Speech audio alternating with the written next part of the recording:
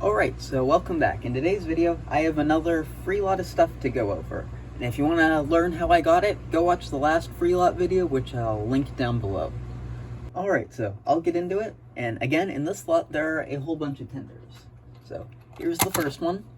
And I don't really have a use for this tender. It might become an auxiliary tender, might use it as a project, scrap load, something like that. I don't know quite yet. I want to make use of it and not just have it sit.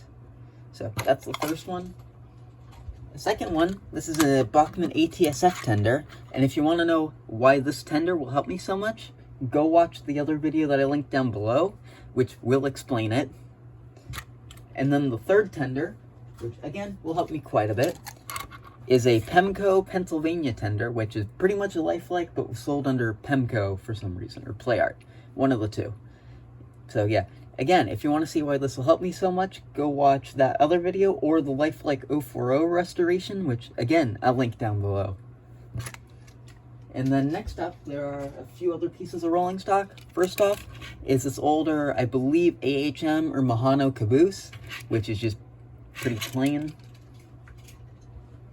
Next up, there is this Bachmann Santa Fe caboose. I don't know what I'm going to do with it, if I'm going to make it nice or what.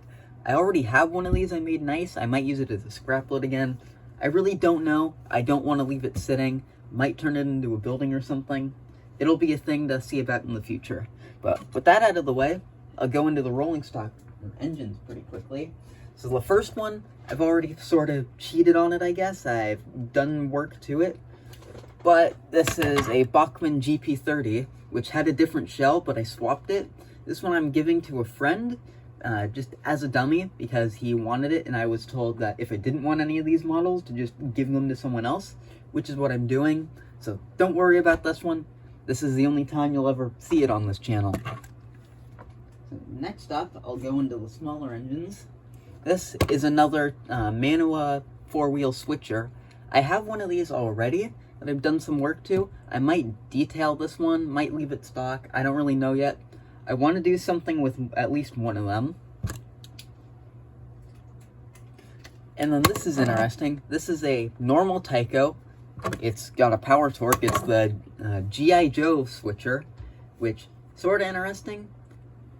I might leave it plain. I don't really know yet. I've already been working on another switcher, which I'll give you a glimpse quickly. I've been detailing and repainting that. Still needs a lot of work and decals. But I'm not going to be detailing another one of those switchers because I have no need to. So I don't really know what I'm going to do with this one. The second to last thing is another Tyco. It is a Chattanooga GP20. Which this one I am very uncertain about. It has really rough paint. It looks like someone tried to clean it off with rubbing alcohol at some point. Like it's missing, messed up there. It's a big messed up spot right there and over here. So I'll try and make the best of it. Again, I have a whole bunch of Manua GP20s, which I might use one as some practice or something. I don't know, but this one will get working and probably leave as is. So that's that one. And now the last engine, which is something that I've seen a lot of but never have owned. It is a Bachmann U-boat, which I know this one has a pancake motor, and they're notorious for cracked gears. So hopefully it doesn't have that issue. If it does, however, I'll try and fix it. If not, I'll do something else with this model. So I think that's every single piece of this lot. So I'll take these engines over to the track, and I'll show you how I think 4 of them run. Alright, so for my order of engines, I'm just going to test them out smallest to largest. So first off, the little Manua switcher. So, let's see if it does anything. And it indeed does. However, it's quite loud.